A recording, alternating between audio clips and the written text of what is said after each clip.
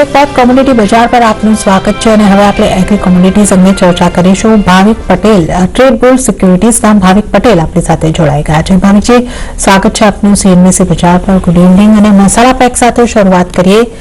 જીરામાં upper circuit 4.1% મજબૂતી, 22,000 ઉપરના સ્તર પર કારોબાર, અને ધાણા અને હળદરમાં પણ આપણે જોઈએ આ જ રીતની સારી મજબૂતી સાથે આપણે કામકાજ થતા જોયું છે.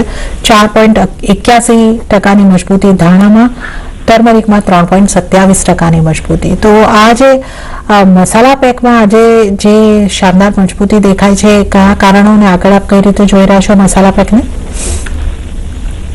ગુડ ઇવનિંગ જુનાજી. આઈ થિંક મસાલા પેકમાં અત્યારે આપણે જોઈ રહ્યા છીએ કે આ વખતેનું જે અરાઇવલ છે એ બી થોડુંક લેટ આવ્યું દેખાઈ રહ્યું છે. એટલે એને ન્યૂઝ ઉપર આપણને તેજી થોડી જોવા મળી રહી છે. અને ત્રણેય મસાલા પેકમાં આજે આપણે જોઈએ કે શાનદાર તેજી છે. તો મને લાગે છે કે આજે કન્ટિન્યુ જ રહેશે. ખાસ કરીને જીરામાં આપણે જોઈએ તો જીરું જે 22,000 ઉપર સસ્ટેન નથી કરી રહ્યું એ આ વખતે આજે જોયું તો 22,000 આસપાસ ક્લોઝ થયું. એટલે ક્લિયરલી મોમેન્ટમ બહુ સ્ટ્રોંગ દેખાઈ રહ્યું છે. તો કાલે પણ 21,800 આસપાસ આવે છે તો 22,400 ટાર્ગેટથી બાય કરી શકાય છે અને 21,300 સ્ટોપ લોસ રાખી શકાય છે. ધાણાની વાત કરીએ તો ધાણામાં જો શાનદાર તેજી આપણને જોવા મળે છે, નિયરલી 5%ની. અને આમાં અત્યારના પણ નવો માલ આવે એમથી પહેલાનું વચ્ચેનું આપણે જે જોઈએ છે સ્ટોક જે છે એ થોડુંક ટાઇટનેસ દેખાઈ રહી છે.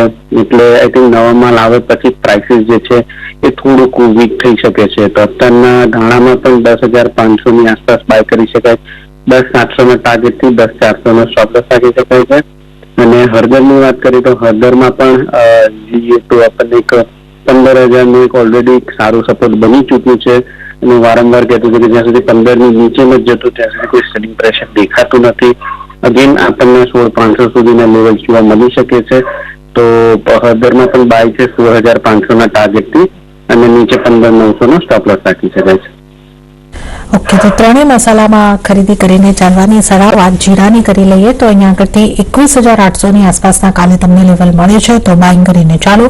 22,400 ટાર્ગેટ અને 21,300 સ્ટોપ લોસ ધ્યાને રાખવાનો રહેશે. ધાણાની વાત કરીએ તો 10,500 બાય કરો, 10,700 ટાર્ગેટ બની શકે છે, 10,400 સ્ટોપ લોસ ધ્યાને રાખો. અને હળદરની વાત કરીએ 16,500 ટાર્ગેટ માટે બાય કરો, 15,900 સ્ટોપ લોસ ધ્યાને રાખો. તો મસાલા પેકમાં આજે સારી મજબૂતી, આવતીકાલે પણ આ મજબૂતી કન્ટિન્યુ થઈ શકે છે.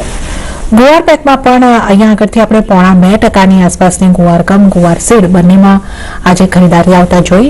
ગુવાર પેક માટે આપની કઈ રીતની સલાહ બનશે ભાવિકજી? ગુવાર પેકમાં ફાઇનલી આપણને તેજી જોવા મળી રહ્યું છે. આઈ થિંક હવે એ જગ્યા આવી ગયું છે કે જ્યાં આપણે પહેલા પણ જોઈ રહ્યા છે કે રેઝિસ્ટન્સ ફેસ કરીને આવે. ખાસ કરીને સીડની વાત કરીએ તો 5,800 ઉપર જાય સસ્ટેનેબલ દેખાતું નતું. અત્યાર સુધી આખા વર્ષમાં આપણે જોયું 2024માં 5,800 ઉપર ગયું નથી. એટલે હવે નજીકની સાઈડ આવ્યું છે. એટલે મને લાગે છે કે અગર 5,800 ઉપર સસ્ટેન થાય તો ડેફિનેટલી નવી તેજી જોવા મળી શકે છે. આજના દિવસમાં આપણે જોયું કે પ્લસ ખુલ્યા પછી એક સાઇડવેઝ ટ્રેન્ડ રહ્યો છે. તો કાલે પણ 5650ની આસપાસ બાય કરી શકાય છે, 5720 ટાર્ગેટથી 5,600 સ્ટોપ લોસ રાખી શકાય છે. અને આમાં 5,800 ખાસ સ્ટ્રોંગ હર્ડલ છે. જો એની ઉપર કૂદે છે તો આપણને ઓર તેજી જોવા મળે છે. ગમની વાત કરીએ તો આઈ થિંક ગમમાં હજી ઉપર વધારે જગ્યા છે, 11,600 સુધીની જગ્યા છે. 10,000નું જે હર્ડલ હતું એ બ્રેક કર્યું છે. તો ગમમાં સીડ કરતા હું વધારે તેજી એક્સપેક્ટ કરી રહ્યો છું અને આઉટ પરફોર્મ થઈ શકે છે. તો ગમમાં પણ 10,200ની આસપાસ બાય કરી શકાય છે 11,000ના ટાર્ગેટથી અને 9,900 સ્ટોપ લોસ રાખી શકાય. તો સીડ અને ગમમાં ગમ વધારે સ્ટ્રોંગ દેખાઈ રહ્યું છે. ઓકે, તો ગુવાર સીડ, ગુવાર ગમ બંનેમાં ખરીદારી કરવાની સલાહ. પણ ગુવાર ગમ વધારે મજબૂત અહીંયા આગળથી જોવા મળી રહ્યું છે. ખરીદારી કરીને ચાલો. 11,000ના ટાર્ગેટ ગુવાર ગમમાં બની શકે છે, 9,900 સ્ટોપ લોસ ધ્યાને રાખવાનો રહેશે. જ્યારે ગુવાર સીડની વાત કરીએ તો 5,720 ટાર્ગેટ બની શકે છે, 5,600 સ્ટોપ લોસ. અને ત્યારે જ ભાવિકજી, આપનો આભાર અમારી સાથે જોડાવા બદલ અને એગ્રી કોમોડિટીઝ અંગે આપની સલાહ આપવા બદલ આપનો આભાર. ત્યારે જ કોમોડિટી બજારમાં હાલ પૂરતું